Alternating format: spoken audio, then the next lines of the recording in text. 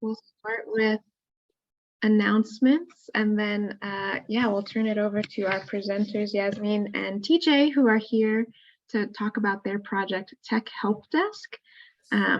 Some of you have met, I think, Yasmine before. She's joined a couple of our meetings, so looking forward to hearing from them. Just some quick announcements from me. LibLearnX is this month in New Orleans.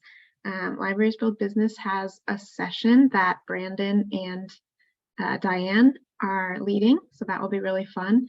It's supposed to be sort of workshop style, so we hope for it to be really engaging, get people in the room to kind of work together, provide feedback, and do some activities around economic opportunity and small business development. So if you're going to be in New Orleans, please join us. It's on Saturday the 28th at 10 a.m. I think. And there should be lots of other fun stuff at the conference as well. So Diane or Brandon, anything you want to say about our session to entice people further? Can't wait to see everyone, so please come. Awesome. There's also a group of us that will be at the JCLC conference, which was rescheduled from October to February. That's in St. Pete's Beach, Florida. So I don't see any of the presenters here, but again, another Libraries Build Business. Oh yeah, Yi's here. Yi is one of our presenters at JCLC. Another Libraries Build Business initiative will be, we'd love to see you if you happen to be at that conference, so mark your calendar and come say hi. Let's see, what else? The Entrepreneurship in Libraries Conference, ELC, you all have probably seen announcements from them. Diane was a judge in their past pitch competition. They're holding another pitch competition this year, 2023, and Libraries Build Business has offered to co-sponsor it. So we've donated some money, so the prize money is even higher. There's a total of $10,000 for this pitch competition for libraries. There'll be 5 awards given out. So instead of our Libraries Build Business Community February meeting next month, we will combine forces with the ELC and do the pitch competition workshop. So I'll update the calendar so you have that information, but you'll have to register for a different Zoom link.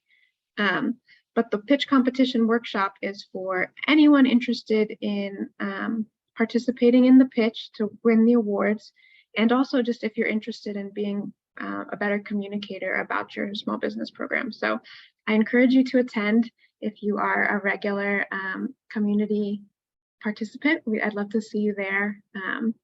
And like I said, if you're already on our meeting invite, I'll update it with those details, but I just wanted to give people a heads up that that's happening next month.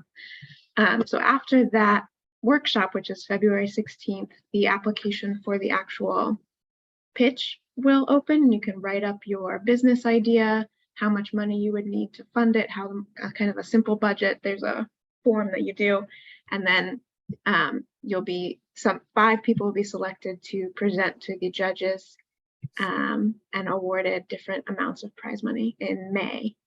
So a very exciting opportunity. Diane, do you have any insight to share from the judges' perspective?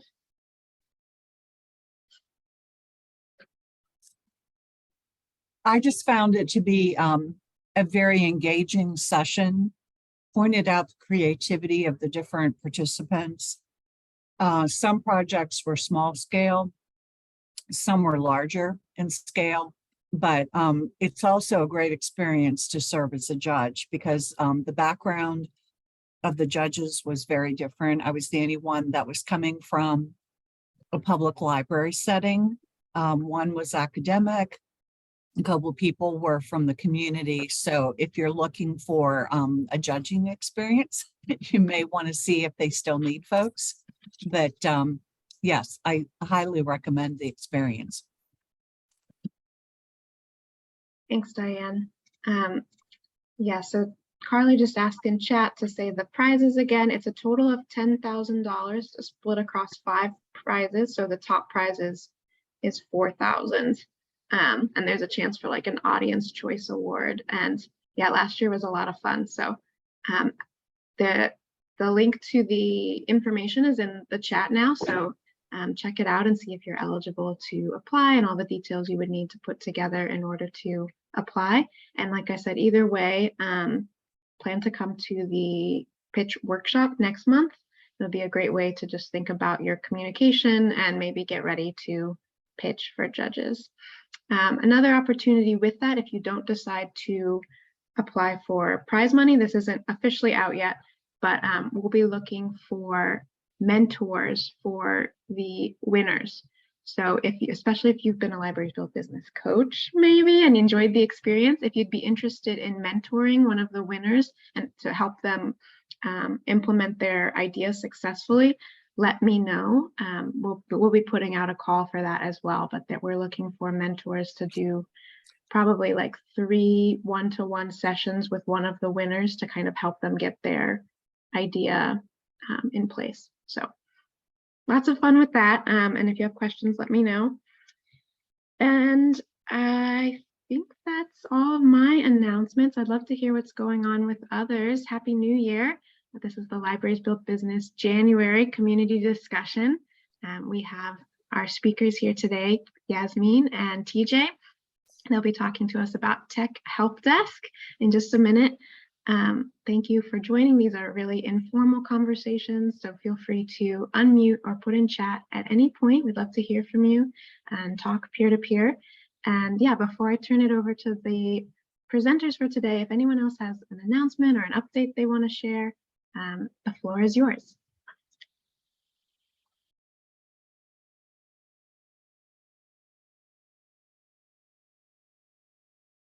Megan, I just wanted to share that our current Entrepreneur in Residence is having our last program this evening, and our application is up for our 10th Entrepreneur in Residence.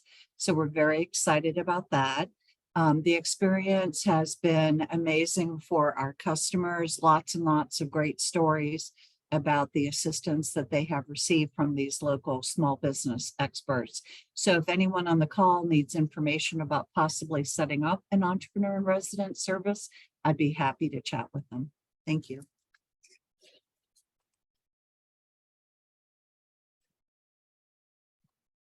That's awesome, Diane.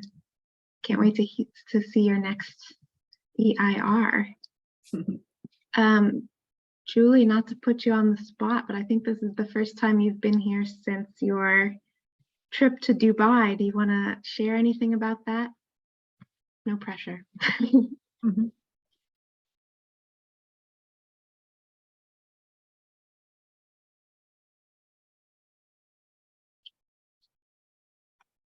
I'm not hearing anything from Julie, so maybe we'll come back around to that. Anybody else want to share anything? I'll share. I definitely want to get in touch with you, Diane, about that or future project. And also we are finished with our 3rd cohort for the entrepreneurs, and they are going to have graduation this month. So we just went graduation shopping. Very excited that we have, it's a small group, but I think we have some real strong candidates and some who've already started their business. So very excited. Hey everyone, it's been a while since I've been too, so hello. Been super busy here in Los Angeles. It's great to see some familiar faces. I did want to add that we actually have been at work. I'm about to leave. I've been at work since 4:30 this morning. We came in early to do a morning Telemundo show, live interviews. So, and the topic was about the street vending project that we worked on, which includes digital literacy. We were very excited, and it's been on their website this morning. And we've already gotten a bunch of phone calls. So that was really fun. I think we're going to do some more work with Telemundo, which has great reach here in Los Angeles. So that is a small update from my side. I can send you the link, Megan. You can check it out. I haven't even looked at the link yet, but I can see our graphics from the website with all the info. That's super cool. Yeah, I can't wait to see. Yay. And that reminds me, I also put on Slack this week, and I meant to say, ALA is collecting responses to the Department of Labor's request for information about digital literacy and digital resilience. If you have amazing programs or examples from your libraries of people doing great work or innovative work, send that my way. There's a link on Slack that you can submit more easily, because we'd love to do that. We want to make it really comprehensive and representative of lots of different library types and locations, and just put in a really strong response for that. So if you need more information, let me know. But yeah, the link is on Slack, which might be the easiest way to submit something. And I see Julie now. Maybe she does want to share. I'm sorry. Of course, I'm at work, so I had to step away for a second.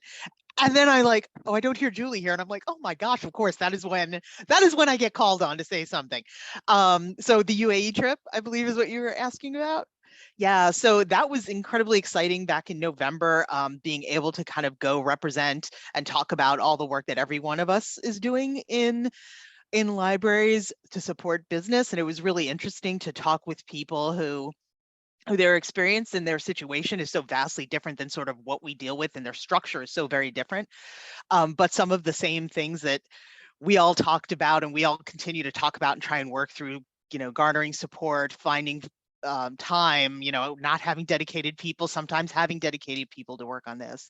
It was really interesting to hear that from someone from Singapore, and talk to people from Northern Africa and from the UAE together, and kind of hear all the same kind of things. It's all universal, right? So it was really exciting and really interesting. And I have a bunch of really good pictures, and I am going to post them on Slack, Megan, I promise. Also, I went to the desert, which was super exciting. I didn't ride the camel, but camel, but I did pet the camel. So.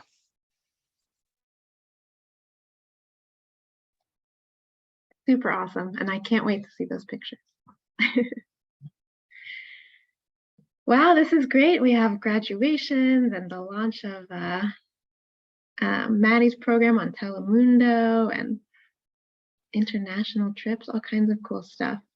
Anybody else want to share or have any questions before we go Megan, into I can chime in with something quickly. Yeah, please.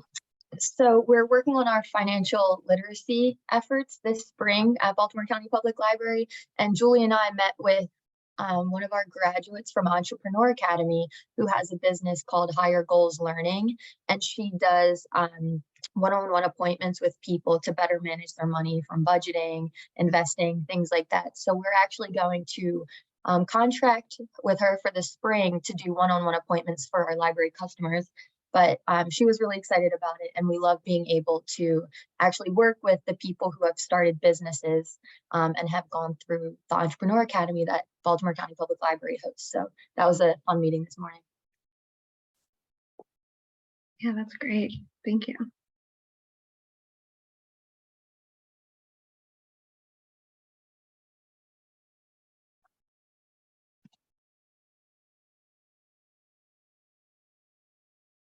Okay, I'm not hearing anybody else. I'm going to pass it to Yasmine and TJ. Thank you for being here. Hello, Thank you for having us. everyone. Hello, everyone, ladies and gentlemen. I think maybe just to get things started, we'll just give a brief introduction to who we are. Some of you are starting to look like familiar faces, but TJ, I don't know if you want to start out. Sure. Hello, my name is TJ Johnson. I'm from Pittsburgh, Pennsylvania. I work at Community Forge. I'm the program director. I'm also the financial controller. I started here about 2 years ago.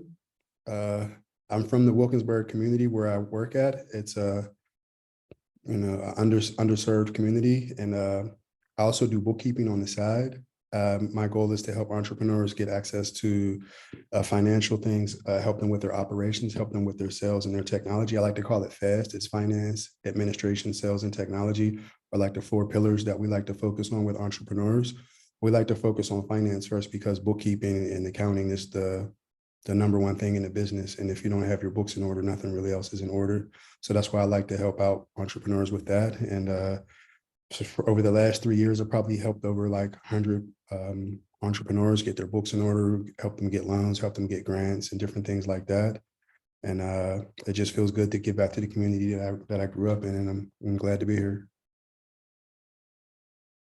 Great. And I'm Yasmine, TJ's collaborator. Yasmine, I use she, her, hers pronouns. And I first found Megan through the report that Megan published on the Library Build Business program. And that sort of like catalyzed this rabbit hole that I went down of like, oh, what is this program? And interesting, Google funded it as a technologist. You know, I'm always curious about where Google is spending, you know, their money. And you know, and I was particularly interested in and intrigued for a few reasons. So I've been hanging out in these meetings, these monthly meetings with Library Builds Business for a little bit now. I've been fortunate to meet with some of you, Jennifer. I see Jennifer here, and Diane as well. It's good to see you both again. And so first and foremost, I build software systems with entrepreneurs. I emphasize the with rather than the for, to help with various types of tasks that they complete, mainly surrounding their creative processes. And I also help entrepreneurs with their everyday tech needs through both on-demand tech support, which is a little bit about what we'll be talking about today, as well as through curriculum design. And to do so, I've been partnering with local maker spaces and co-working spaces, Community Forge being one of them, which is where TJ works. And so first and foremost, I guess I would say I'm a technologist, but I'm one of those technologists who's highly skeptical of technology. And so because of this, I'm really passionate about the relationship building and the trust building that is more likely to occur when entrepreneurs are co-located in shared physical spaces. And I think we probably all knew that this was the case, but I think with COVID, when we had that taken away, it was made very clear just how powerful that can be. And so today I'm really excited to, you know, for TJ and I to have this opportunity to share our project with you, and hopefully we can start an informal conversation around maybe some of your feedback that you have on this project for how we can improve it. And a few reminders before we jump in is we usually are co-located ourselves, TJ and I, when we present this. So please do just excuse any glitches as we kind of sync like I'll be going forward on the slides, and, you know, we'll be kind of like popcorning back and forth with who's talking. So thanks in advance for your patience. And maybe one more bit of context is that today's talk is actually centered around a research article that TJ and I published along with many of our collaborators who you see on the screen right now. Actually, hopefully, can y'all see the screen? Okay, cool.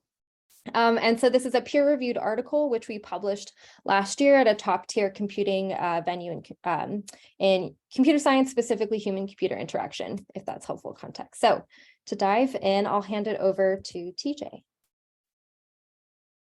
Today, we will be talking, or we will be discussing a let me start this over. It's New Year, hold on, sorry. Today, we will be discussing a technical service for local entrepreneurs in Pittsburgh called the Tech Help Desk, which we've been running for over 3 years.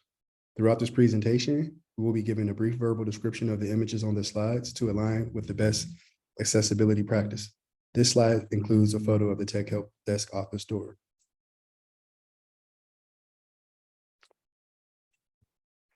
Starting a local business can lead an individual and the community benefits.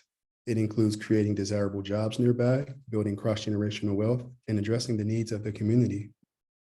However, today's local entrepreneurs must navigate a broad set of technological tools to achieve their business goals.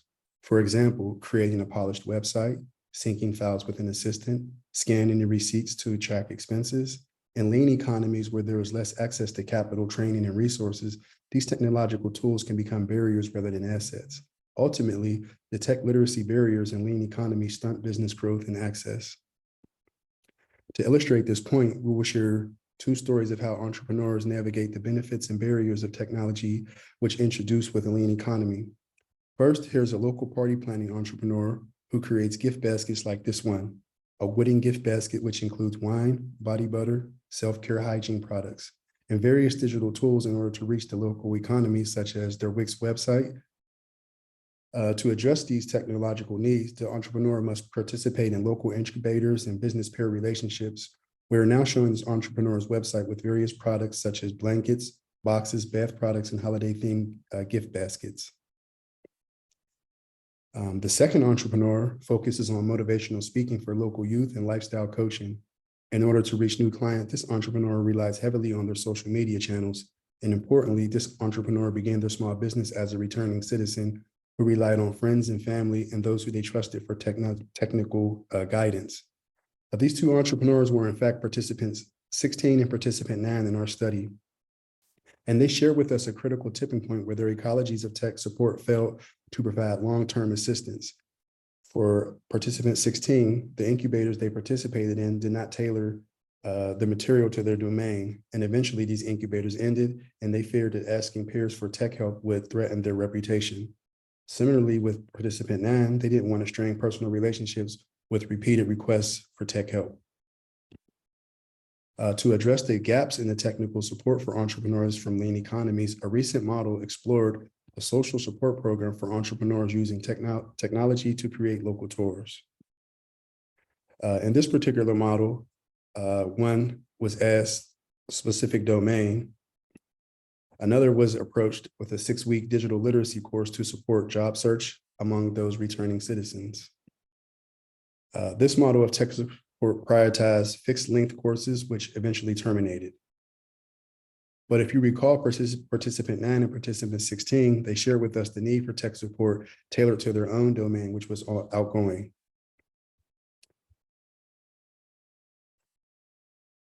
The resources available to entrepreneurs in the Pittsburgh area, courses and boot camps, assume technical expertise is the end goals. Incubators such as the University of Pittsburgh Small Business Center, they're not available for financially strapped entrepreneurs. Community collectives such as low tech, social support, digitally engaged entrepreneurship, Julie Hain,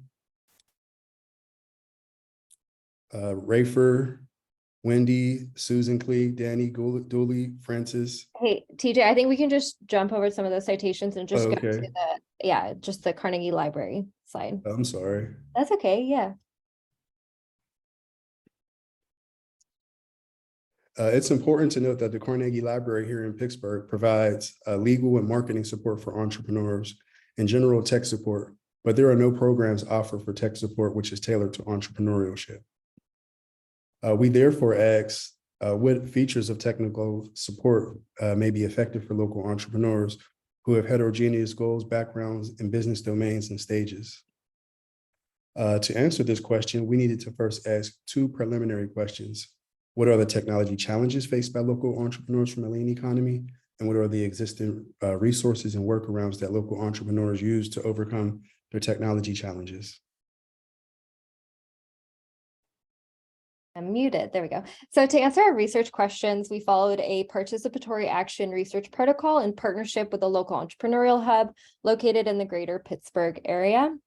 Such an approach required a commitment to an equal partnership between researchers and our community partners, a responsive research agenda which evolved around community needs, all the while ensuring research activities provided immediate value to the community and were not extractive in nature.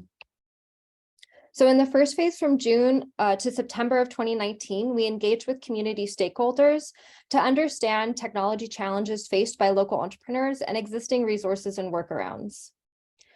From these back and forth discussions, we began to co-design a technical service, which we now refer to as Tech Help Desk. If you're interested to learn more about the process of co-design and the evolution of ideas, please do see our paper, which was included in the email Megan sent out before this talk, and we'll also provide a link at the end of the talk. Starting in September of 2019, we deployed Tech Help Desk. And Tech Help Desk is an ongoing weekly service, which we have been now running, as TJ mentioned, for over 3 years. So during these sessions, we collected field notes, which detailed not only the technical challenge an entrepreneur was hoping to address with Tech Help Desk initially, but also any other technical challenges that were unearthed collaboratively during the session. Finally, we conducted follow-up interviews with entrepreneurs as well as entrepreneurial support personnel from across Pittsburgh. So participation in the study was not required to receive technical assistance. In this talk, we'll be reporting data from 19 participants, and entrepreneurs who used our services had less than 5 employees and included various domains from transportation, music and entertainment to food and housing services. Our community partner, Community Forge, located in Wilkinsburg, PA, is a former elementary school, Johnston Elementary, repurposed into an office co-working space that provides common unity, opportunity, and equality to East End residents of Pittsburgh. The primary goal of Community Forge is to empower and to create self-sufficiency within the community, as more than 1/3 of the community lives at or below the poverty line. Community Forge specifically supports Black entrepreneurship and cross-generational Black wealth in the area.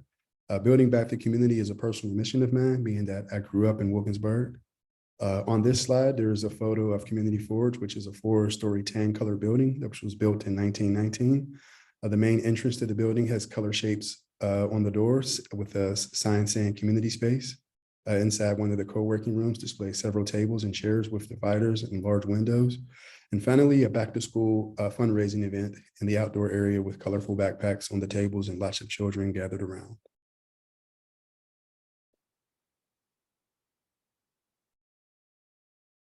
Through our collaboration with Community Forge, our instantiation of our novel model of technical support included the following parameters. So first, to emphasize relationship building, Tech Help Desk leveraged a side-by-side approach to providing technical assistance.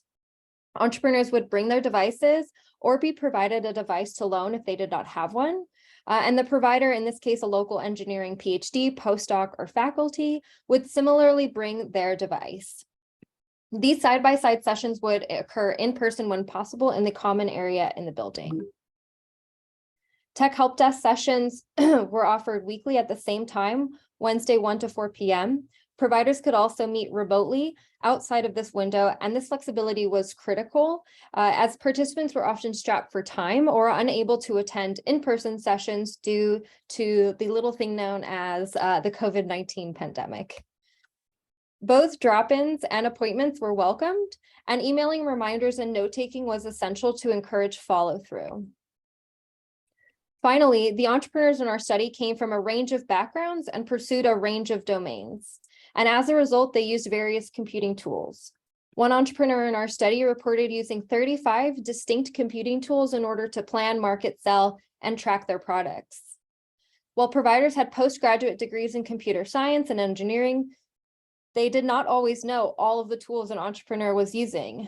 Therefore, it was important to disclose bounds of expertise and solve challenges collaboratively.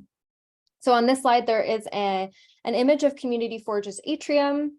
You can actually see TJ sitting there in the middle, and which is a central area on the first floor of the building. So there's several reconfigurable tables and couches for co-working.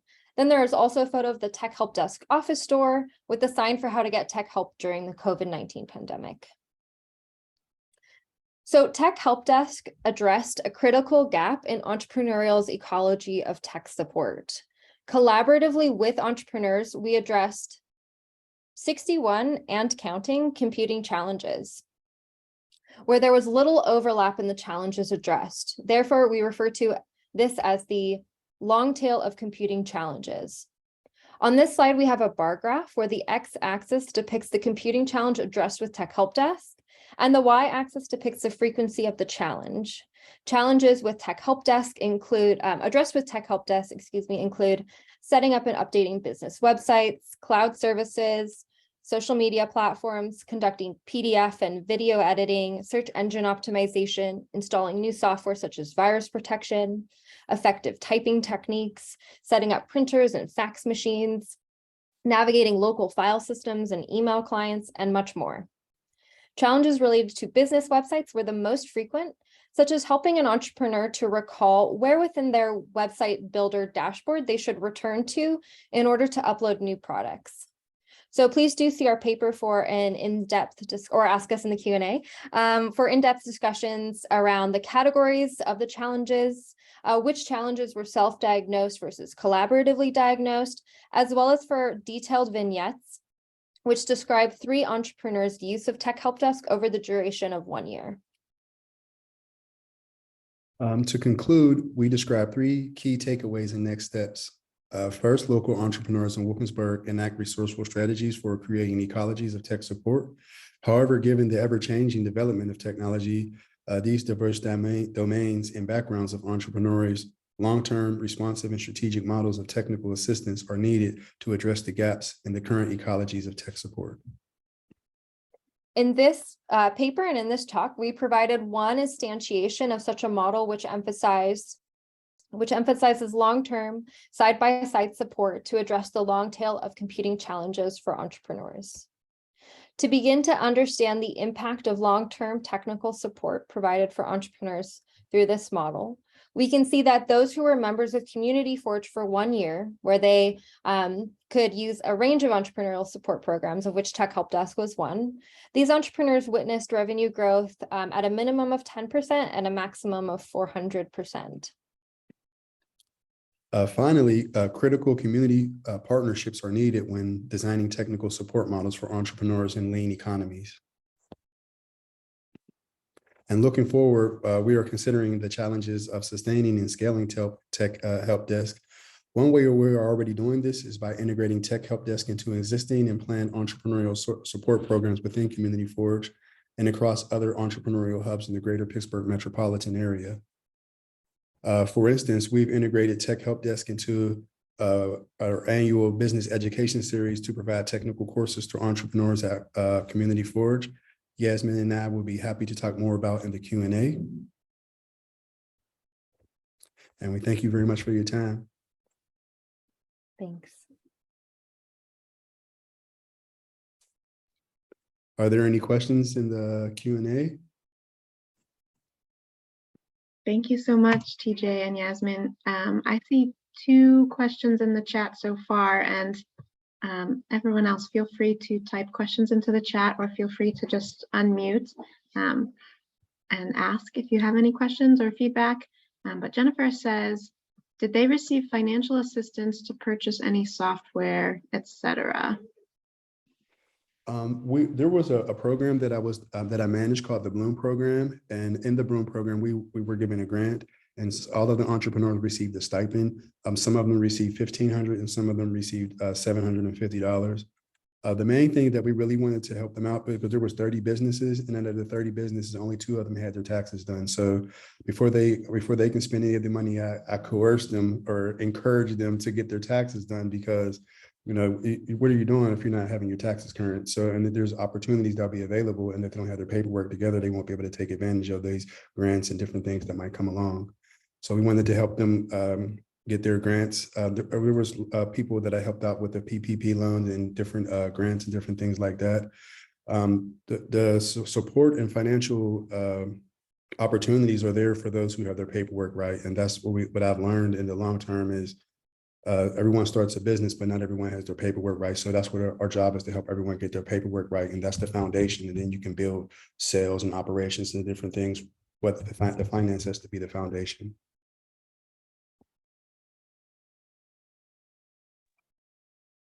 Thank you. We have another question from Yi, who says, how long are the side-by-side support sessions? Want to grab that, Yasmine? Okay. I think you're muted.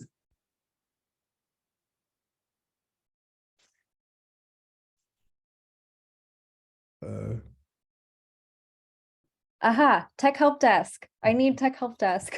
We all need Tech Help Desk. Sorry about that. So I'm happy to take that question. The question, if I heard it correctly, was how long are the sessions? So generally, they're 1 hour. That's what we put on the calendar. We send a calendar invite to those who that's helpful for, and so that's the default. But sometimes they've been as short as 30 minutes. An entrepreneur gets a phone call and they have to go attend to a client right away.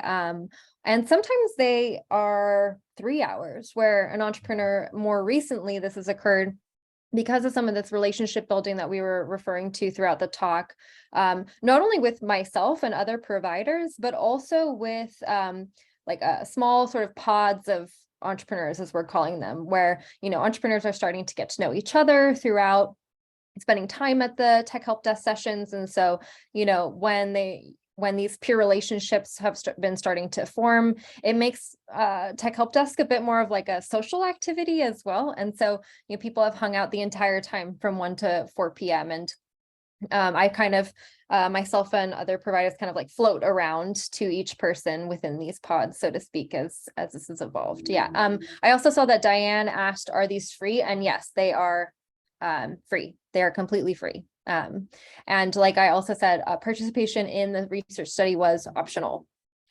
Yes. What other questions? We marketed the service just by word of mouth and through email. It was just there was one particular entrepreneur from Mel's Party Planning. She always promotes for us, so we helped her with her website, and she just sings our praise. Like any person that she can get, hey, tech help desk, you know, it's free. And well, what we like about having it on as a set time is just like on Wednesday, they know that they can come to Community Forge and get help with their website or get help with their Google Drive or different things. So it's having that set time, that set structured time was really crucial and beneficial instead of just being, you know, all around the map, but to have that one dedicated time where people can come in. Another question from Paul, Brooklyn Public Library. How did you recruit tech experts, and is there any compensation involved? No, there is no compensation involved currently. The providers are doing so on a volunteer basis. We do hope to change that as we start to change our recruitment techniques. So right now we're primarily relying on, as I mentioned, local engineering PhD students, postdocs, and faculty, but we're hoping to, and what TJ and I and other people at Community Forge are discussing now is how do we start to recruit tech experts from the local community rather than relying on university personnel who, especially for the students, tend to be a bit more transient in nature. And ultimately this impedes this, one of these core ideas or tenets of Tech Help Desk of relationship building. And also is bringing in people who aren't necessarily familiar with the context that Community Forge is based in, and aren't necessarily, you know, aware of sort of the historical relationships between Carnegie Mellon in particular and Community Forge. So we're really hoping to recruit local tech experts. We're not exactly sure what that looks like. If any of you have recommendations for, you know, how to approach this, you know, I think because, you know, if we are able to successfully shift to local recruitment of people who are based in Pittsburgh and also specifically Wilkinsburg, which is, you know, 4 miles east of Carnegie Mellon, we would definitely be providing compensation. So some type of like part-time employment, because of course people need to get paid. And so, you know, where we, you know, try to, you know, what grants we submit in order to get the monetary funds to be able to compensate them. These are all like active questions that we are asking. If any of you have ideas for grant opportunities that might fit for this scenario, that would also be really helpful to hear about. Hope that answered your question, Paul.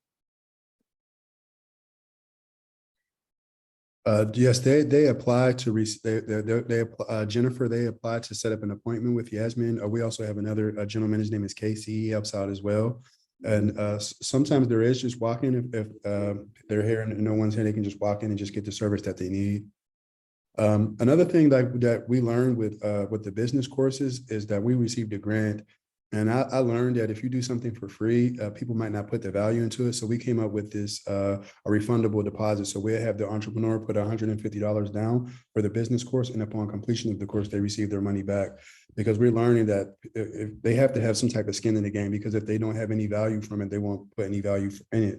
And we learned that model works when they put the deposit down and they get the deposit back at the end of the course. That's a good model for, especially for they're still getting it for free, but they have to put some skin in the game just to, you know, show that they're serious. And when people put their money down, they'll be more inclined to take full attention and come early and stay late.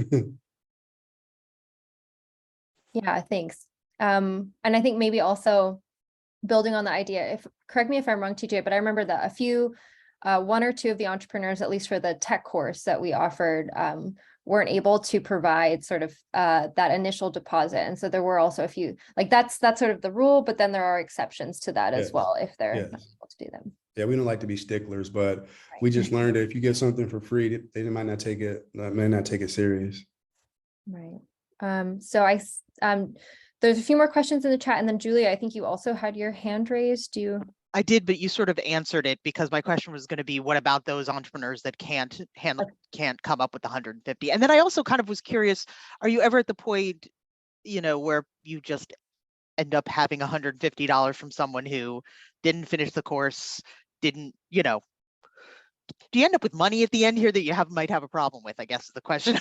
No, most asking. times we give the money back. Mostly 100% of the time we give the money back. We just want them to just put some skin in the game, just to show that they're serious, because people put their money where their mouth is, and wherever their treasure is where their heart is. So, we just kind of learned that, hey, free course, one or two people might show up, and then it's like, oh, my dog, oh, my cat, and it's like my homework, and it's like, but when people put their money down, they're like, hey, I want to get something out of this, I want to get my deposit back, I think TJ Stacy asked another question specific about the 150 deposit. If you I can read it out loud. Did you have to go through any hoops with your financial department regarding refunding those $150 deposits? We're audited by the state every year or two. So I'm guessing my finance department would have questions. Haha.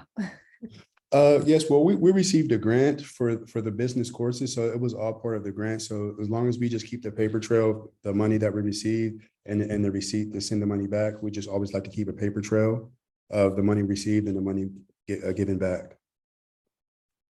Great. All right. So just scrolling up the chat, I think we missed one question. How long we got the how did we recruit? Okay. Oh, Diane, can the entrepreneur come more than one for the one-on-one sessions? Absolutely. We have some entrepreneurs who are kind of in and out. We fixed the thing that was holding them back and they're, on their way. And we have other entrepreneurs who are like, oh, actually, like, what else can we do here together? And kind of like repeatedly coming back. So there's a few vignettes that I refer to in our paper. And these are for these are detailing some like providing some details for the 3 entrepreneurs who came back repeatedly throughout 1 year. But there are entrepreneurs who have been attending Tech Help Desk for 3 years and counting now, given that we've been running it for 3 years. And so, yeah, it's pretty delightful to kind of rewrite the script from technology being this overwhelming thing to like, oh, actually, like, let me find ways of making it work for me, sort of as the entrepreneurs repeatedly come and really gain confidence. I think one of the things that I see with entrepreneurs who do participate in these repeat sessions is initially this trepidation, but then specifically around like, oh, well, what if I make a mistake? Like, what if I delete a widget on my website and I did not mean to do that? And so, like, entrepreneurs have disclosed sort of traumatic stories around some of these technological errors. And so sometimes it's just helpful for them to go carry on with whatever tasks they're trying to complete.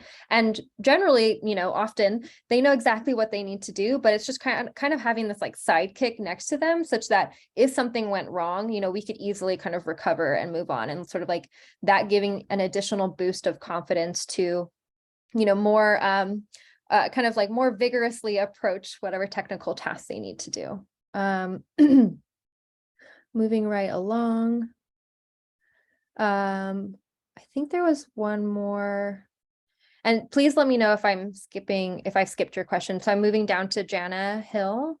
How did you ensure that your volunteers are able to support the specific needs of your users, have the right software, etc.? TJ, do you want me to tackle that, or?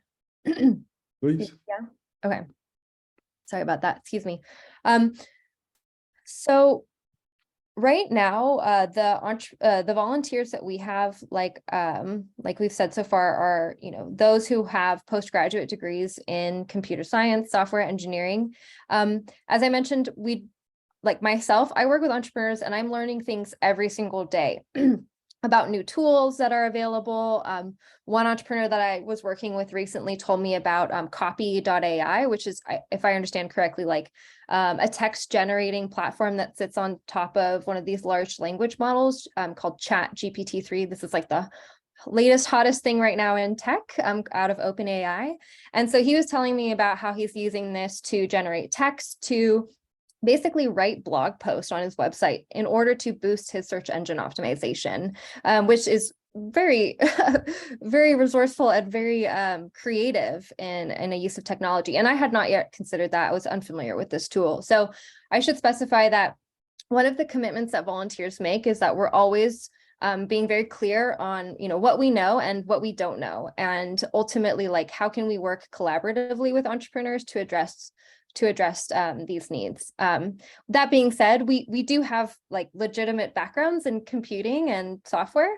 I always tell people when they first arrive to Tech Help Desk, I'm a software person, I'm not really a hardware person. So like that's one clear boundary that I put, but I do know people who could facilitate with hardware related issues. And so that's kind of what I say. But we have gone, we've made it an intentional effort to keep our support services as broad as possible, because there really are, as we were showing on that graph, this like long tail of computing challenges. There really are just so many different kinds of challenges that people are exploring that are either domain specific or tool specific or specific to their background, like the mental model that they have when they approach like thinking about tech related services and whatnot. But it's been tricky to keep it as broad as possible, and then also be like, well, hey, I don't know the answer to that, but I know how we can probably find the answer to that. And so a lot of this like side by side pair programming, so to speak, is like, okay, let's formulate a query that we can type into Google for like, based on what you're telling me, I'll do some translation work so that we can really hit those like key technical jargon, such that when we're typing it into Google, we can then find some type of blog post or technical article describing how we might be able to do this. And so I've never run into an issue where I didn't know what to do by way of us collectively searching Google, or I wasn't able to refer to someone who did know. So that's kind of like the not so clear-cut answer to this question, because it's been a little, I think this question kind of points to this tension that we have of like, okay, well, clearly we need to be trustworthy and knowledgeable. And also like, we don't know everything. And anyone who says that they do know everything, like run far away from these people. So yeah, Jan, I'm happy to provide some more details, but hopefully that kind of captures your question. Okay. Yes, Paul. So what we did in the Bloom program, I would attest as the measurement really in business coaching. We learned that meeting with their business coach, it keeps them accountable, it keeps them on task. So through the program, it was 9 months, so they had to complete 9 different things. So every month they had a goal, like the goal this month is to get business cards. The goal next month is to start a marketing campaign. The goal after that is to do this. And what we did is when we first started the program, we did a business assessment, and we did also one around a 4.5 month mark, and then we did one afterwards. And what we learned, like just through the trial and error, for instance, with entrepreneurs, like when we first started giving them the stipends, we were sending out checks, and they would have to wait 3-4 days for the check to get in the mail, and another 2 to 3 days for the check. So when we did the help, they was like, is there any way that y'all can, pay us like digitally, like through PayPal? And I learned like these are entrepreneurs, they need their money like yesterday. So like the lights are due, they don't have time to wait 4 or 5 days for a check to come in the mail, and then another 2 or 3 days for the check to clear. So we just learned just through trial and error, just through the healthy business surveys, where the business started, where they're at in the middle of the program, and then where they're at the end of the program. And also once every quarter, I periodically check on everyone. I just call it a temperature check, just check on them and see if there's anything, and also keep them in my email list. So if there's any funding opportunities or anything, I share that with everyone who's been in the program. I want to say for the last 3 years, I've helped over 100 entrepreneurs.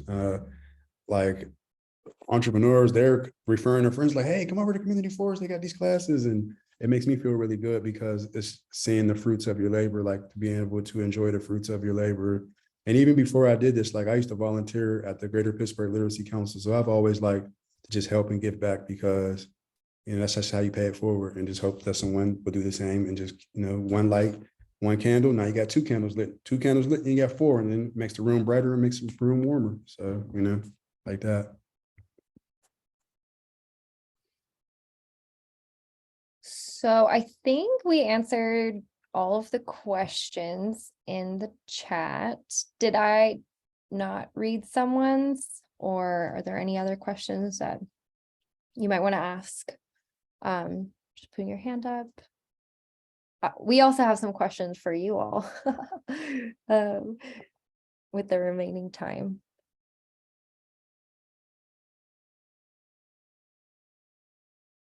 Okay. So yeah, thank you both so much. Thank you all so much for your questions. These are really helpful just, to kind of think through this project from a different lens. And it's also really interesting to see like what aspects of this project stand out to this group of very talented individuals. As I mentioned, I'm really excited. Jennifer. Thanks, Jennifer. Do they have to be below a certain income to participate? No, just come one, come all. Just come hungry and come teachable. And, we can change the world. If you're hungry and teachable, there's a lot you can do. Thanks, TJ. Yeah. So really excited about thinking through learning about how libraries in particular, as this physical infrastructure that exists across the US, can provide like physical co-located relationship opportunities for entrepreneurs. I'm like just in general trying to be a sponge and absorbing as much as possible about this initiative. And I guess like in pursuit of that, I guess some of like the questions that we were brainstorming earlier for those of you who have libraries which do offer tech support for entrepreneurs, like where do you find, maybe going back to the previous question, like where do you find your tech experts, or how do you go through training them? And what are some of the challenges and opportunities that you see in particular, sort of like in-house public libraries? And if none of you have technical support, that's also fine as well, but I imagine many of you do.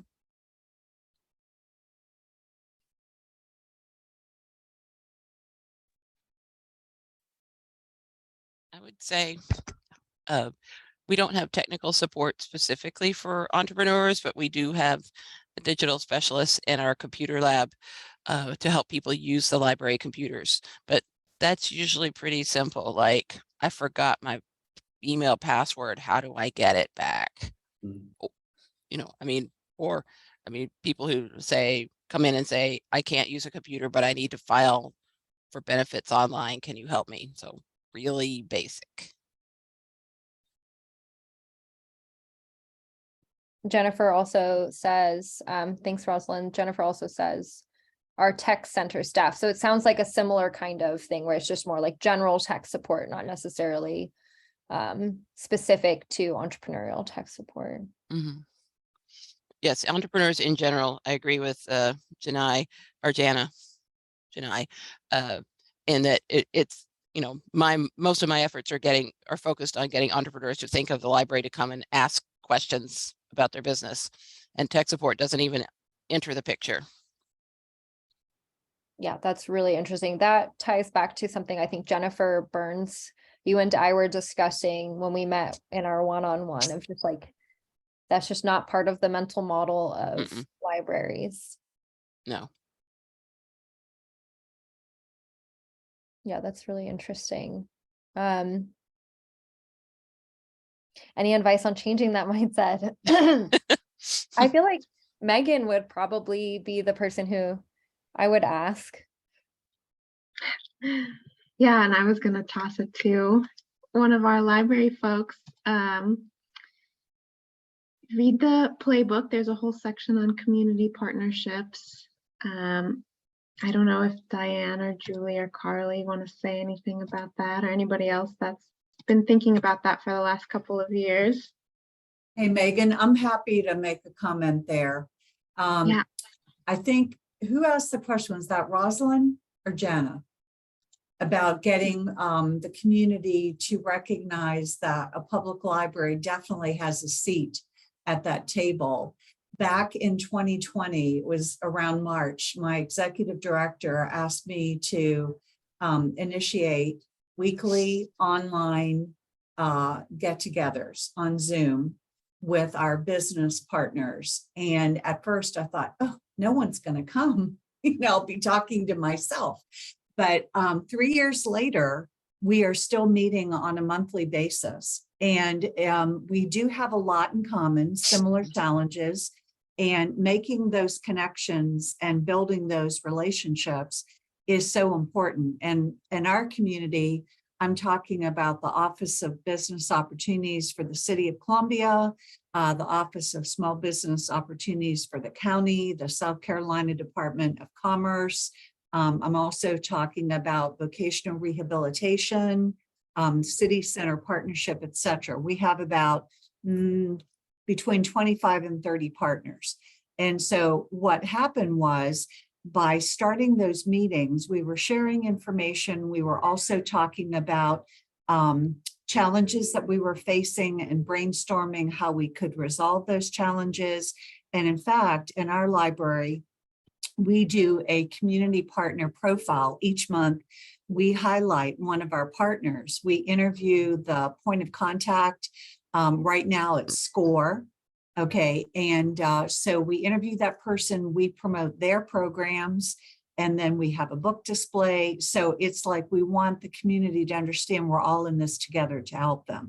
It's been a slow process, but I think it's been a successful one. And the example that I'd like to use is that last summer, this past summer, the city reached out and said they had some extra money. Could we use it? Do we have a special project that we wanted to work on?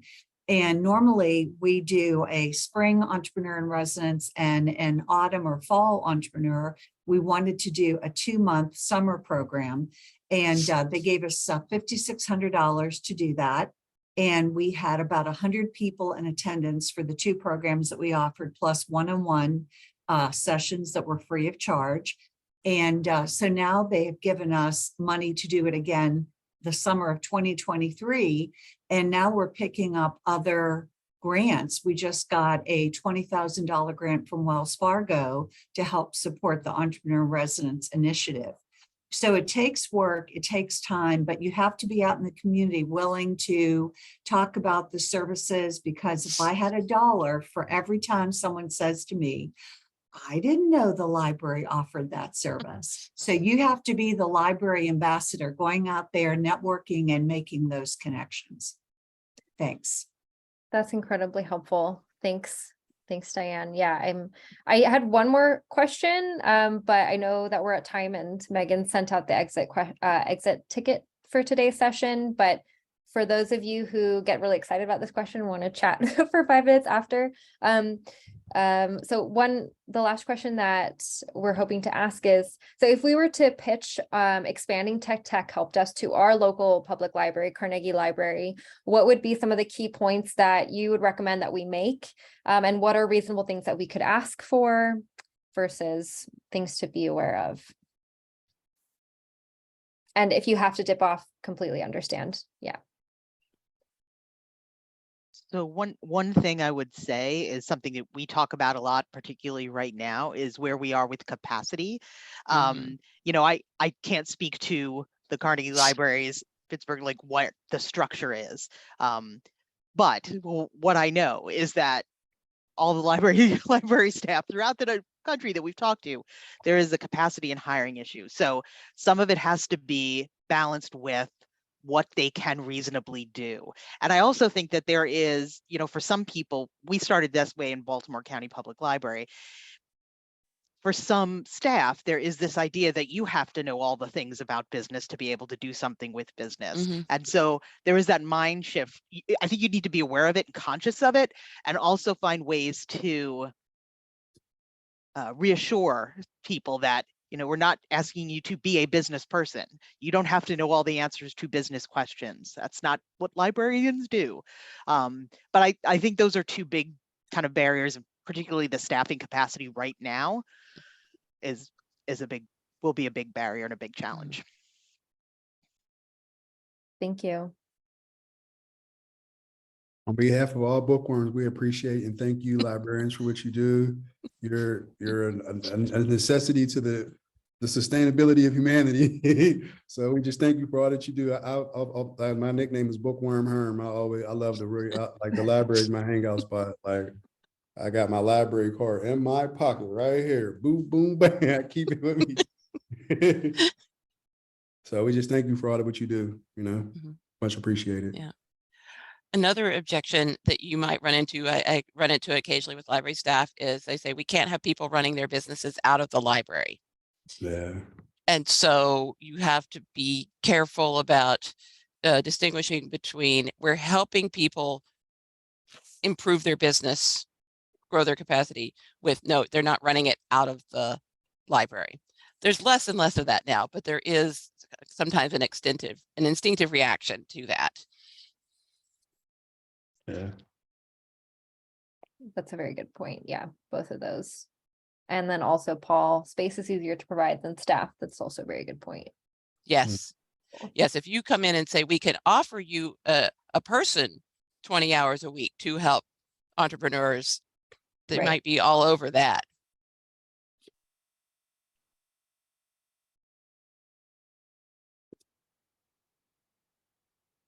Thank you all so much. Yeah, what a delightful conversation. Thanks for your questions, feedback. Yeah, TJ put his email, phone number, phone number even into the chat. I'm like, should I put my phone number? Probably email's best to reach me. And I think I put it in the chat. I'll put it in again. Please do reach out to both of us. We'd love to keep chatting, and hopefully we'll also keep popping into these monthly meetings as our schedule permits, and keep learning from all of you. Thank you so much, Yasmine and TJ. Thanks Thank everybody you. for being here. This was really Alrighty. fun. It was a great kickoff to our Libraries Build Business Community 2023. So thank you so much for sharing with us today, and everyone for participating, and see you soon. And the exit tickets in the chat, please do fill that out. Okay.